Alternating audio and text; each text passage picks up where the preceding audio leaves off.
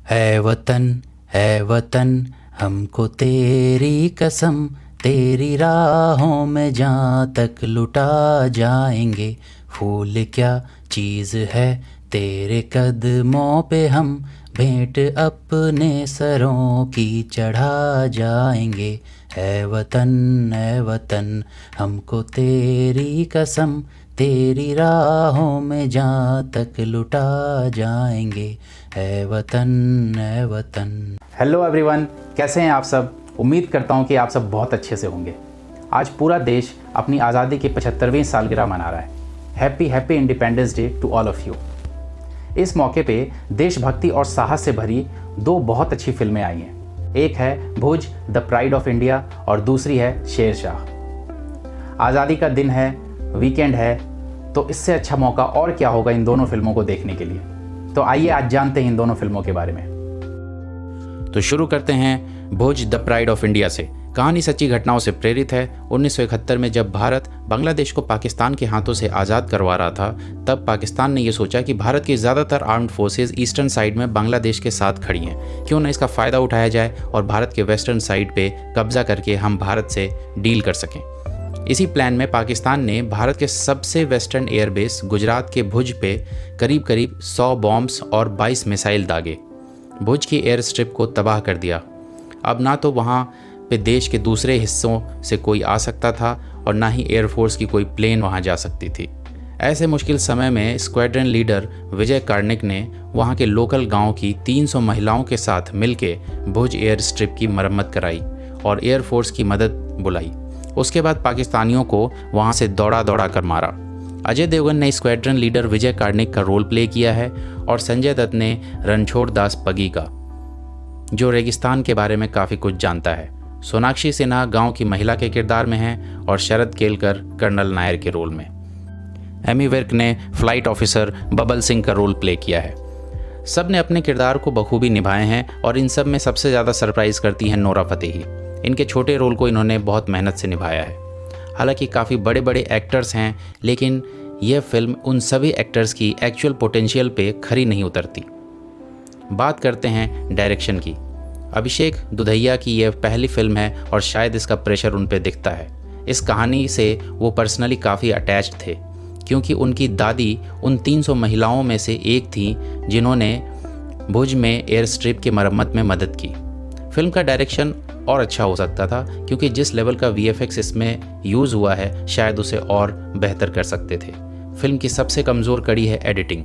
कई बार आपको ऐसा लगता है जैसे फिल्म के सीन्स एक दूसरे सीन से कनेक्टेड ही नहीं है। शायद फिल्म को छोटी रखने की कोशिश में एडिटिंग गड़बड़ हो गई, लेकिन फिल्म की कहानी इतनी अच्छी है और इंस्पायरिंग है कि वो आपको फिल्म से अटैच्ड रखती है। संजय दत्त के रोल को थोड़ा बेहतर बना सकते थे। अब बात करते हैं सबसे मजबूत और सबसे कमज़ोर पार्ट की। फिल्म की स्टोरी, इमोशंस, बहादुरी, अजय देवगन, संजय दत्त और सोनाक्षी सिन्हा की एक्टिंग सबसे मजबूत पार्ट है। सबसे कमज़ोर पार्ट है फिल्म की एडिटिंग और स्क्रीन प्ले। मेरे लिए पर्सनली ये फिल्म 5 में से 2.5 स्टार की है। आइए अब जानते हैं मेरे और पूरे देश के हीरो, कारगिल वॉर के हीरो परमवीर चक्र मेजर विक्रम बत्रा की स्टोरी शेरशाह। बहुत कम ही ऐसा होता है जब कोई एक्टर किसी किरदार को जी लेते हैं, खासकर बायोपिक्स में। जैसे फरहान अख्तर ने मिल्खा सिंह जी को जिया था, जैसे सुशांत सिंह राजपूत ने धोनी को जिया था, और ठीक वैसे ही सिद्धार्थ मल्होत्रा ने कैप्टन विक्रम बत्रा को जिया है। कहानी है हिमाचल में जन्मे 2 जुड़वा भाइयों की, जो मिडिल क्लास फैमिली से आते हैं और विक्रम दोनों में बड़ा है। अपने यंग एज से ही आर्मी ज्वाइन करने का सपना देखता है। इसी चक्कर में अपने प्यार से भी दूर जाता है, लेकिन अपने पहले ही अटेम्प्ट में NDA क्लियर करके आर्मी ज्वाइन कर लेता है। फिल्म में सिद्धार्थ मल्होत्रा और कियारा आडवाणी मेन रोल में हैं। इतनी सारी खूबियां हैं इस फिल्म में कि मैं क्या क्या तारीफ़ करूं। बेहतरीन एक्टिंग, डायरेक्शन और स्क्रीन प्ले। फिल्म के पहले ही सीन से आप इस इमोशनल जर्नी से जुड़ जाते हैं और विक्रम बत्रा की 25 साल की ज़िंदगी को आप एक पल के लिए भी मिस नहीं करना चाहते। फिल्म की लव स्टोरी इस फिल्म की USP है।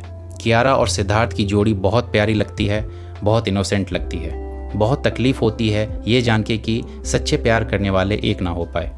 फिल्म का म्यूज़िक बहुत सूदिंग है।